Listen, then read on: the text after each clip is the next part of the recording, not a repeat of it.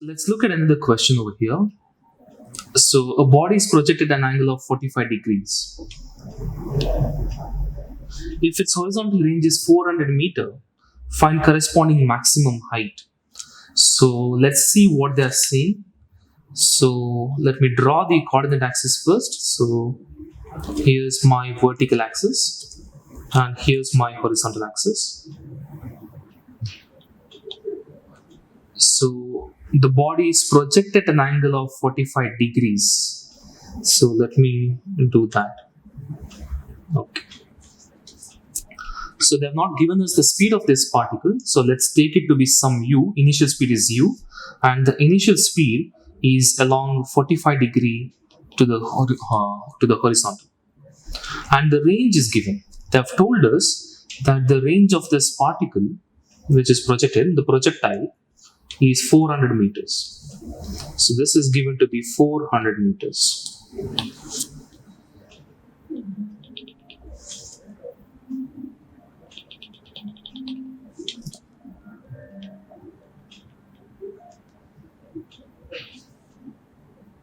Okay, so if I were to draw the trajectory of the particle, it would look something like this.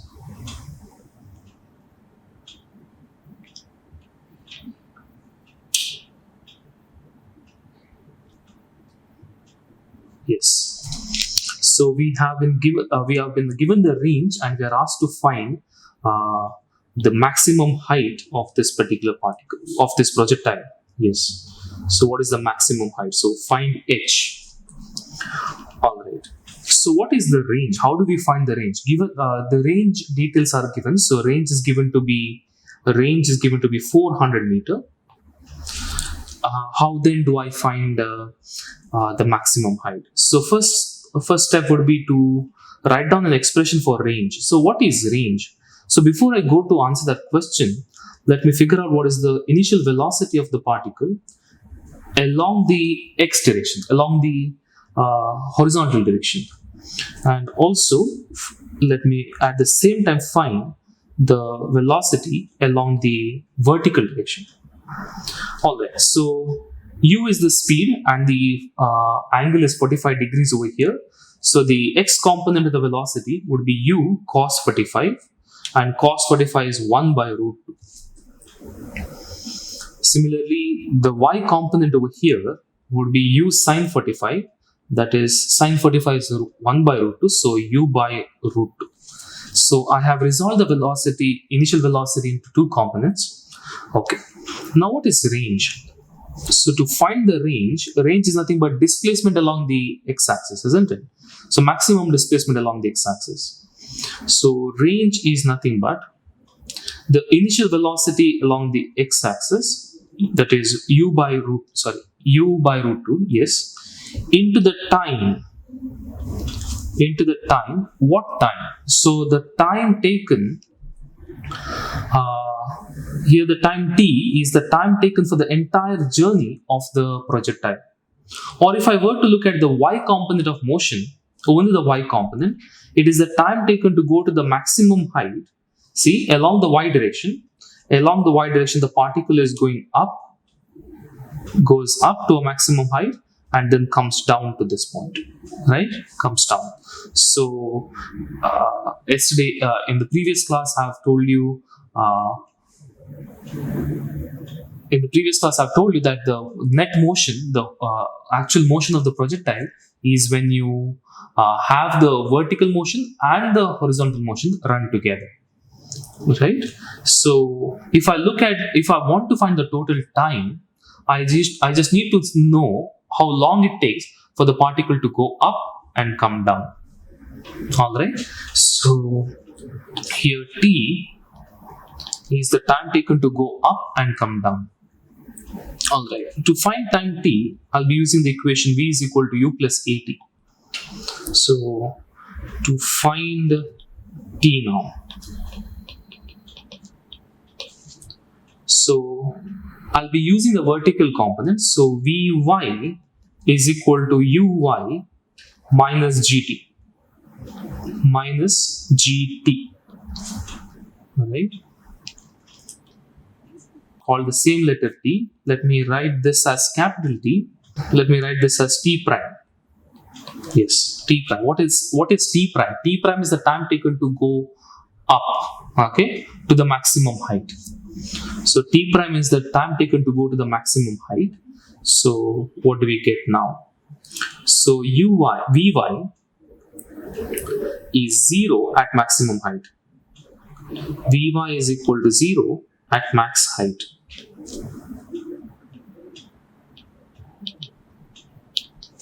Okay.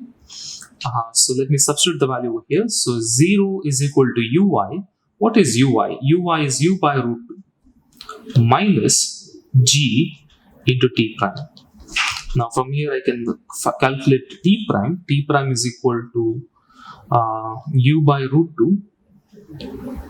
Take u by root to the other side. So minus u by root 2 divided by minus g, which is u by root 2 g. Okay, I want to find the total time, isn't it? The total time t is twice this t prime. So total time t is 2 times t prime. Total time is the body has to go up and come down, right? So t would be equal to 2 times t prime, which is u by root 2g. So I can cancel off 2. I can look at it as root 2 into root 2. 2 is nothing but root 2 into root 2. So one of the root 2's would get cancelled with the denominator there. So you'd have root 2u divided by g.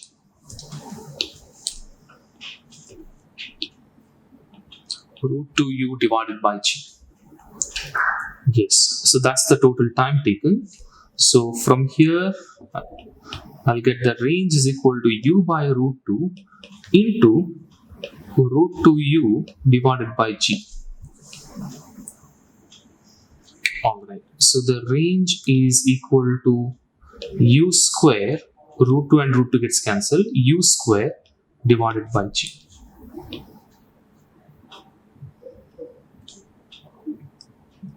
That's the range for this particular problem here. Okay, so the question was, what is the maximum height, isn't it? So let me write down an expression for maximum height now.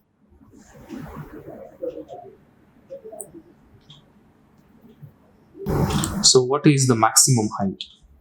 So to find the maximum height, I need to apply the kinematic equation to the y direction, to the vertical direction. So maximum height h is achieved at the time t prime. T prime is when the velocity becomes 0, isn't it? So it's achieved at the time t prime. So h is equal to, maximum height is equal to, and I'm applying s is equal to ut plus half at square. So h is equal to u. When I say u, I mean the initial velocity along the y direction. So initial velocity along the y direction is u by root 2 into t prime, because height is maximum when the time is t prime. What is t prime? T prime is u by root 2g. U divided by root 2g plus, so plus half at square. Now here I can see that acceleration due to gravity is in the downward direction. Therefore, I need to take acceleration to be negative g, a to be equal to negative g. So I'll get 1 by 2 g into t square. What is t square? T is u by root 2g squared. Alright. So this is equal to u square divided by 2g. The first term there is u square by 2g minus half into g u square divided by 2g square. Root 2 square is 2, g square is g, yes. So I can, what I see over here is that u square divided by 2g minus g and g gets cancelled. I've cancelled 2 there, that's a mistake. Yeah. So u square by 2g minus u square by 4g. Alright, so this will come out to be u square divided by 4g. So the maximum height is equal to u square by 4g. Okay, let's see what we have over here now. Let me just put this in a box. Let me put that in a box. Yes. So let me just compare the equations for range and the maximum height. Do you see any? So, do you see any similarities there? What do we have? R and H.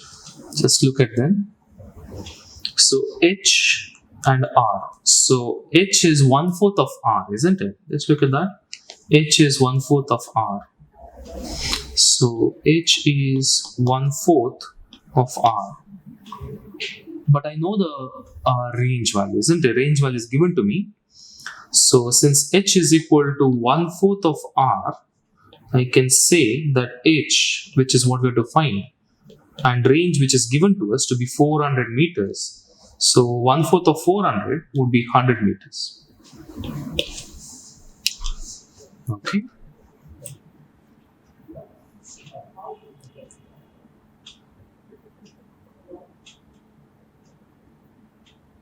Yes. So we found the maximum height when the range is given and the angle is given. Alright. You may notice that I'm just applying the kinematic equations again and again. I'm just I'm just applying the 1D motion, the equation that we derived in 1D motion to solve a little bit complicated motion, that is 2D motion.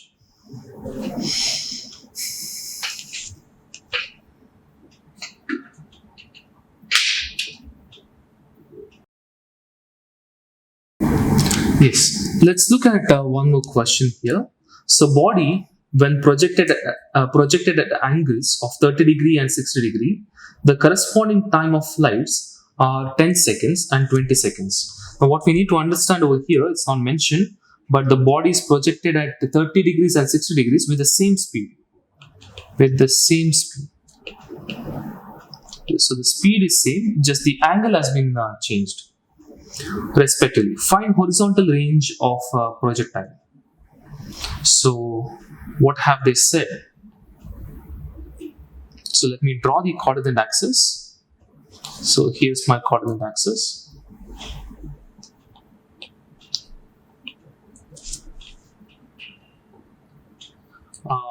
So the body is projected at two angles, 30 degrees and 60 degrees. So let me use the color white for 30 degrees. The speed is same in both the cases. So this is u. Let me take the speed to be u. So this is at 30 degrees. So the trajectory of the projectile would look like this.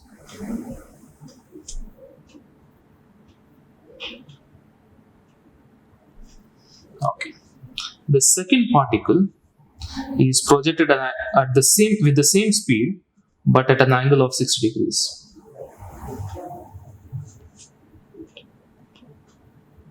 So this is 60 degrees. So we are asked to find the horizontal range, and also one more information is given. So if I were to complete the trajectory, it would look like this. Yes. Okay. So they have told us that the time of flights, let me call this time of flight 2. In the second case, that is time of flight 2 is 20 seconds, and time of flight 1 T1 is equal to 10 seconds.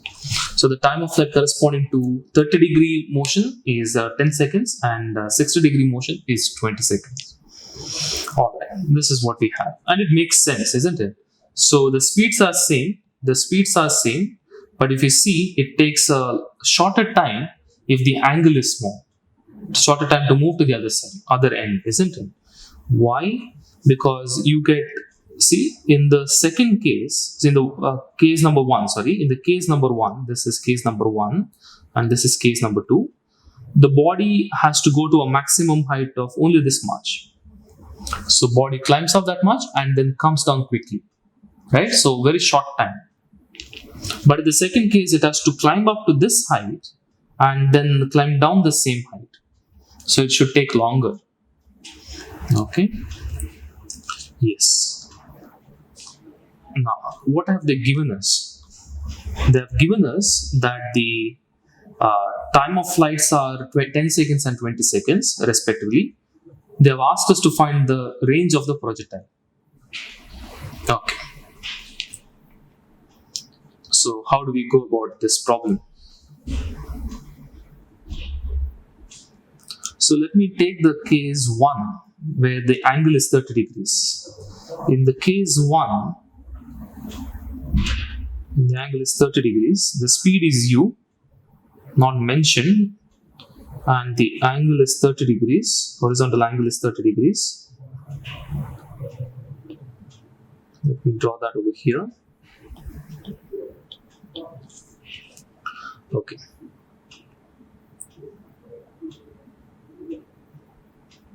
So again, I'm going to resolve the vector u into two directions.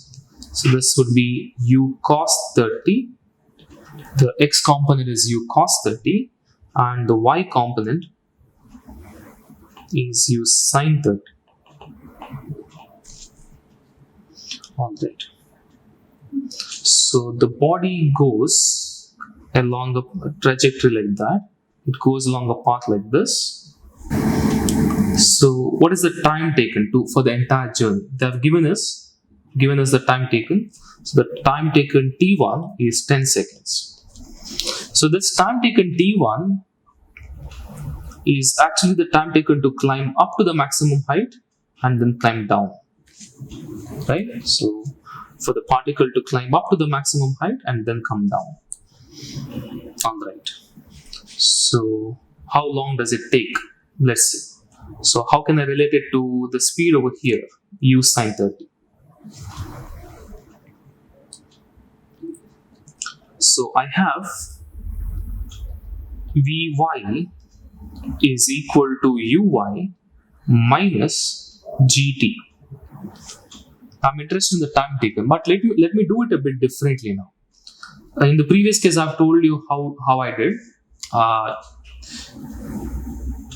You saw that I took the time for the time taken for the when the speed becomes 0, isn't it? Time taken to go to the maximum height. But let me see a different way to do this problem.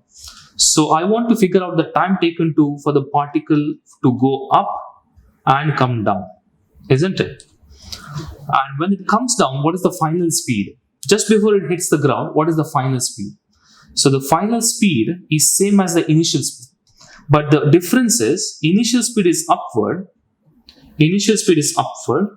but the final speed would be downward in the opposite direction. Speeds are same, isn't it? Speeds are same, but the directions are different. So what is the initial velocity when the time is equal to the time of flight? When t becomes equal to capital T is the time taken for the entire motion. So when t is equal to t, we have Vy is equal to u sin 30. U sin 30 is the initial speed. Right? Vy is equal to u sin 30, which is sin 30 is half, so u by 2. But it's in the opposite direction, isn't it? So I need to put a negative sign. So I put a negative sign there. Okay, let me continue with the equations now. So Vy is equal to minus u by 2. Uy is equal to u by 2 minus gt. But t is the capital T now, right? So I have to solve for capital T. So let me take u by 2 to the other side. So take it to the other side. I have negative u by 2 minus negative u by 2, which is negative u, is equal to negative gt, or t is equal to u by g. Capital T is equal to u by g. So that's how long it takes. And we have been given what t by t is. T1 for the motion number 1, T1 is equal to 10 seconds. So u by g is actually equal to 10. So T1 is equal to u by g. I'm interested in finding u. So what is u? U is equal to g into 10. G into 10. But if I take g to be 10 meter per second, I'd have 10 into 10, and I'd get u to be equal to 100 meter per second.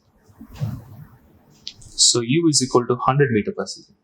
So what can I do with information, with this information?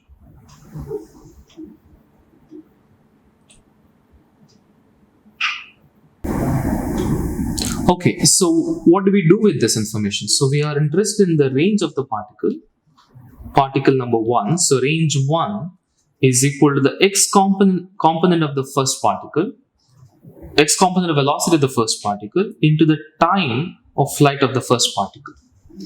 So I knew t1, isn't it? T1 is equal to 10 seconds. They had given it to us. So we knew that part. So u1x, what is u1x? So u1x, so let me go back to the picture again. So u1x, so if I look at the first particle's motion over here, u1x is nothing but u cos 30. It's u cos 30, and that was the problem. So what is u cos 30? Cos 30 I know, t1 I know, I did not know u. Right? So now I know u. What is u? U is 100 meter per second. So 100 into cos 30. Cos 30 is root 3 by 2 into t1, which is 10. So I'd get 2 and 100 can be cancelled. So this is 50. So 500 root 3 meter is the range. That's range number 1.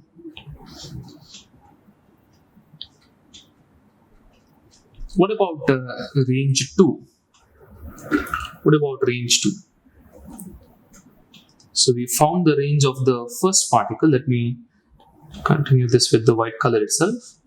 So this I found it to be range 1 to be equal to 500 root 3. What about range 2? We expect the answer to be smaller than 500 root 3. So to find range 2, I need to go exactly the same way.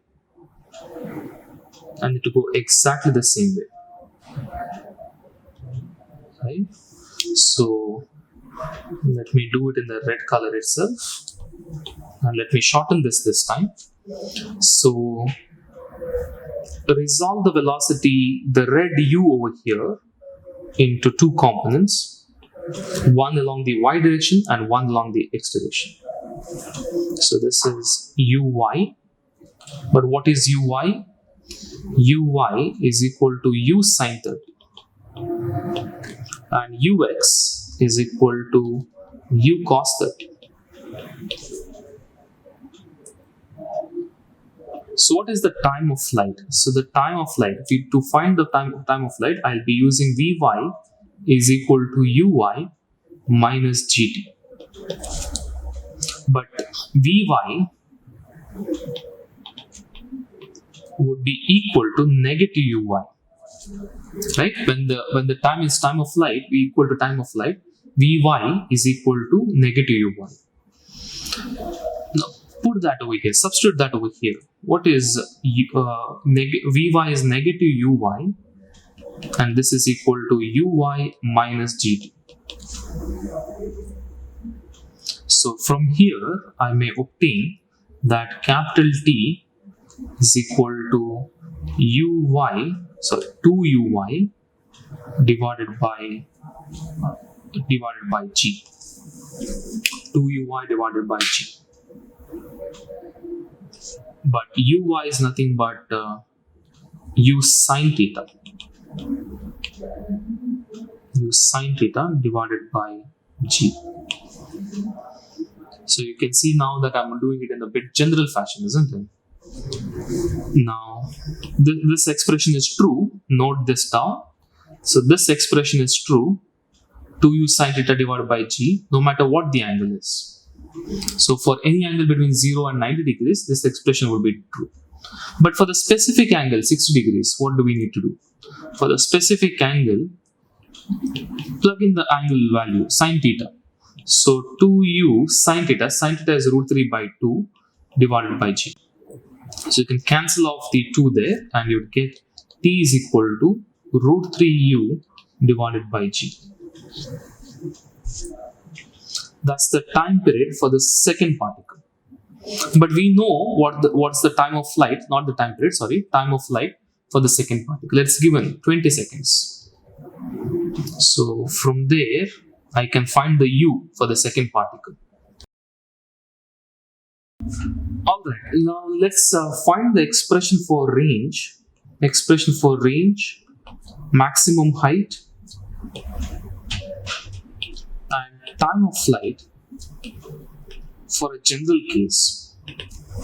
We are trying to obtain a formula, alright, for these three quantities.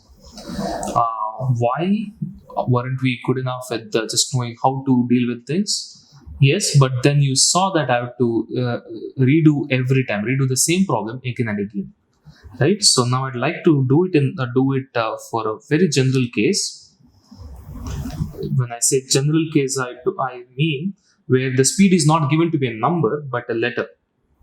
So speed is given to be u. So what is u? U can be any value.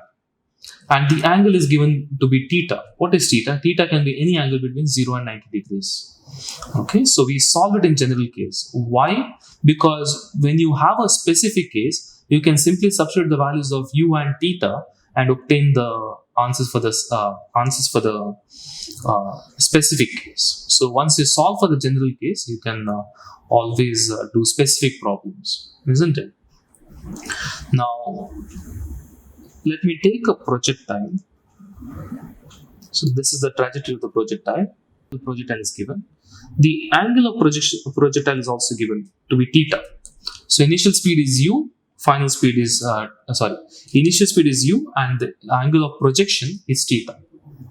And also, let's assume that we know the acceleration due to gravity. Acceleration due to gravity is g. Alright, these are the given details. See, these are all the details that I need to know to find the remaining details. Okay, this is all I need to know. Acceleration due to gravity, the initial speed, and the angle of projection. Nothing else is required. So, how do I go about this problem? So let me first find the time of light. Let's find the time of light, which is usually denoted with the letter T, capital T. Alright. So to find the time of flight, I need to resolve the initial velocity into two components. Yes. So this is the y component of the velocity, uy, and this is the x component of velocity. So I can move this vector to this location over here. Don't think I've written two vectors now, it's the same vector. I just have moved it from this location to this location. Alright, this is uy. Now we have formed a right angle triangle there. So what is uy? Uy is nothing but u sine theta. Because sine theta in this particular triangle is opposite side, which is uy, divided by the hypotenuse, which is u. Okay, so move it around, you'll get opposite side, which is what we require to be u sine theta. Similarly, cos theta is adjacent side. This is the adjacent side. This is the adjacent side. So, cos theta is adjacent side divided by the hypotenuse. Hypotenuse is u. So, ux by u is equal to cos theta. Ux by u is equal to cos theta. So, move u to the other side, we'll get ux is equal to u cos theta. Okay, so these are our initial details. Now let's see what's happening over here.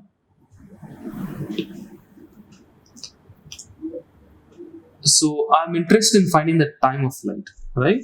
So the motion starts at this particular location, and then you have the particle going up to a maximum height and then coming down to the same point. Now to find the time of flight, I can use two techniques. One of the techniques I've already used in the problem, so let me tell you what the technique is. So time of flight. So if you wait for this so-called time of flight For an observer over here, for you, what it looks like is the particle is starting from here, it is going along this path, it goes along this path and ends over here. Right? This is what you see. But if you look at only what's happening along the vertical direction, the particle starts here, it starts there, it simply goes up. While it goes up, its speed decreases, becomes 0 at the maximum height, and then it comes back with the same acceleration. Okay, so if I look at only the y component, I can say that when the time becomes equal to the time of light, what do I mean by that? So that during the time it takes to go from here to here, during the time it takes to go from there to there, that is t is equal to capital T, what happens? The final speed of the particle is equal to the initial speed of the particle, right? So you throw something up, it comes down to you at the same speed. So v is equal to u. But there is a small difference. When it comes back finally, the initial speed was upward like this, but the final speed would be downward, exactly opposite. Final speed would be exactly in the opposite direction. So you throw something up, it would come down to you with the same speed, but in the opposite direction. It will come down to you in this direction, right? So I need to put v is equal to negative u. The speeds are same, but the directions are different. So I may write v is equal to u plus at, right? When acceleration is constant, we can always write the three kinematic equations. So why did I write this specific equation over here? How did I know to write this one instead of the other two? Because first of all, I'm interested in the time of light. So I need to have time in the equation. So that would automatically discard the third equation because it does not have time in it, right? And what are the details that I know? I know the initial velocity. Initial velocity along the y direction I know.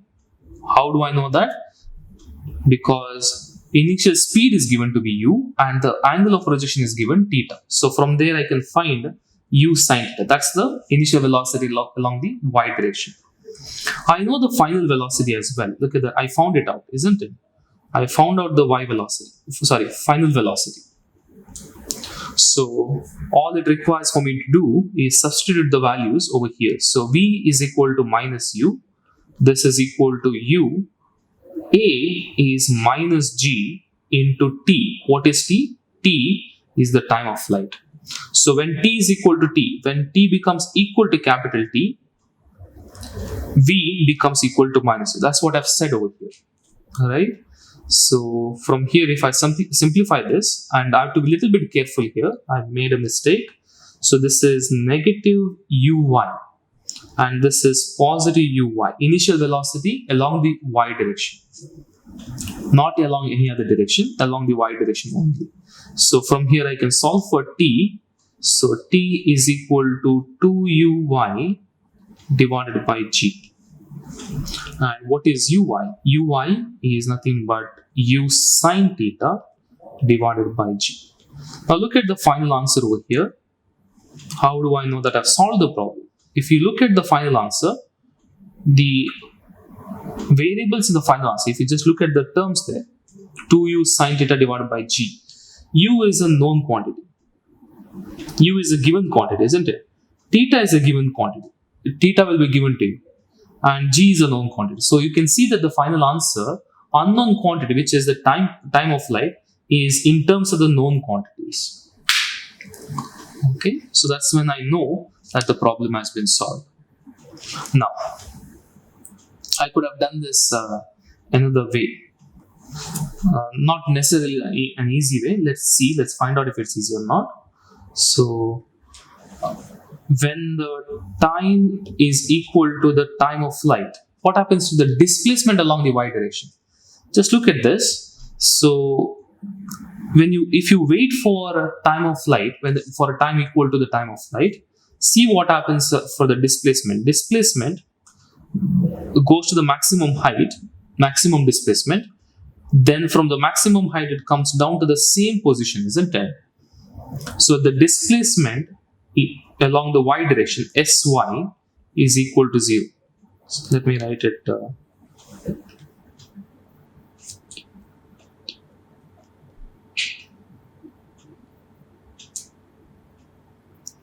So the displacement along the y direction would be equal to 0 when t is equal to capital T. So I may write the equation for displacement Sy is equal to uy into t for any time. This is the equation, uy into t plus half into a into t square, ay into t square. So Sy, for a special case, Sy is equal to 0.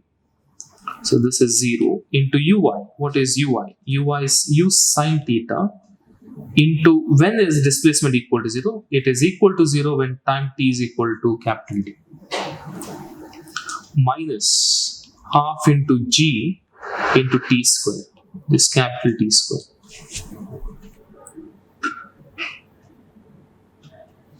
So what do I get? So I can simplify this. Let me factor out t. So if I factor out t, I'll get t into u sine theta minus half gt. Okay. Now again we have got same situation over here. Let's see what we have got. So I've got the product of two terms equal to 0. So when is the product of two terms 0? So it is 0 when one of the terms is 0 or the other term is 0. So what is if t is equal to 0, obviously anything multiplied to 0 is 0, isn't it? So t is equal to 0 or u sine theta minus half gt, the other term should be equal to 0. That's the only possibility, isn't it? Now which of these possibilities are correct? Actually both of them are correct. Why? Because you see, when time is equal to 0, what is the displacement? When time is equal to 0, the displacement is 0. So the first option is not incorrect, it is correct. But that's not the option that we are looking for. So obviously when time is equal to 0, at the moment we start, at the moment we project the particle, the displacement is 0. That's correct. But that's not the one we are looking for, isn't it?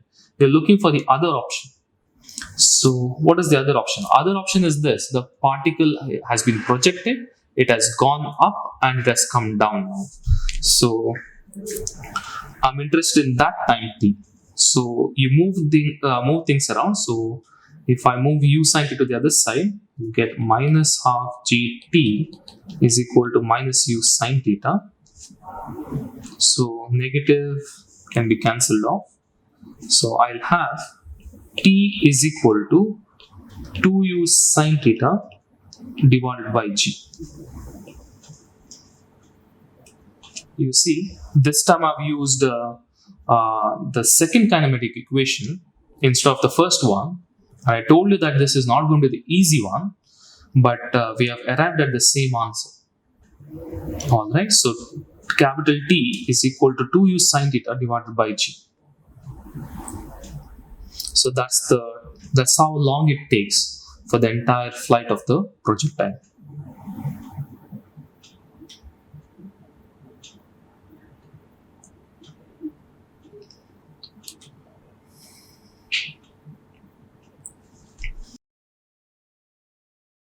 So let's talk about the range of the projectile.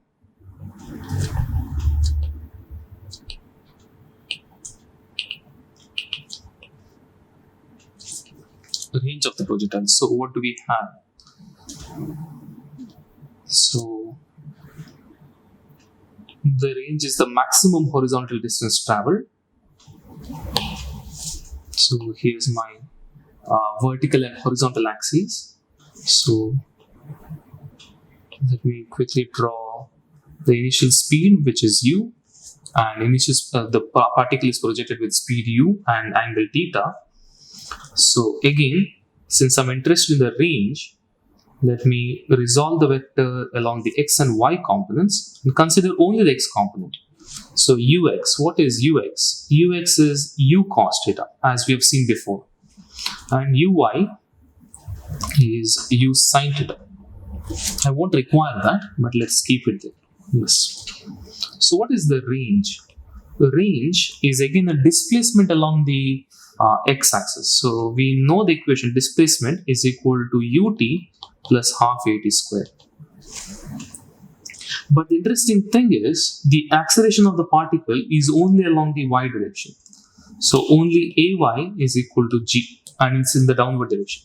There is no ax. There is nothing to push or pull the particle in the horizontal direction. So ax is equal to 0. All right. So what do I get?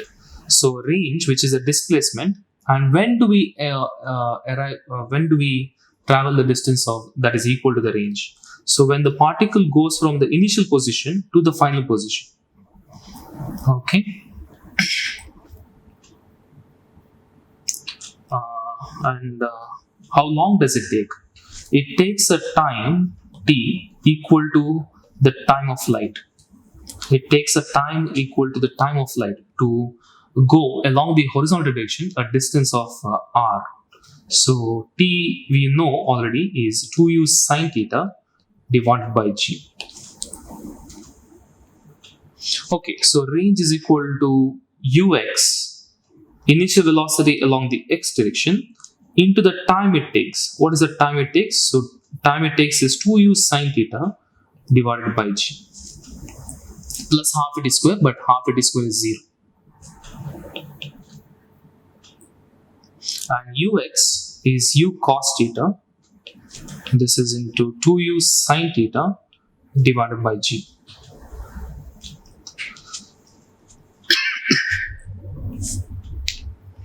Now I can further simplify this. So r is equal to u square. U into u is u square. 2 sine theta cos theta. 2 sine theta cos theta is nothing but sine 2 theta divided by g. Okay, so we've got an expression for range now. We've got an expression for range.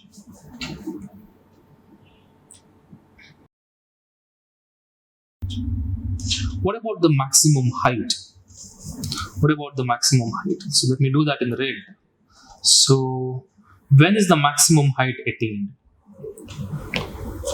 Maximum height is attained when time t is equal to half the time of light. Right? So let me use the same expression, s is equal to ut plus half at squared. So s is equal to ut plus half at squared, but this time along the vertical direction. So when t is equal to t by 2, we have sy is equal to the maximum height. So h is equal to u. What is u? U is nothing but initial velocity along the y direction, which is u sine theta, into t. T is nothing but t by 2, capital T by 2, minus half g t square. Now I may substitute. So u is equal to u sine theta into t. What is t? T is 2u sine theta by g. So 2u, but that 2 would get cancelled with this 2 over here. So simply u sine theta divided by g. So there was a 2 over here which got cancelled with this 2. Minus half gt square. What is t square again? Oh, I've made a mistake. This is t by 2 the whole square. Yes. So what is t by 2? T by 2 is u sine theta divided by g, and this has to be equal to, this has to be squared. So 2u sine theta the whole square.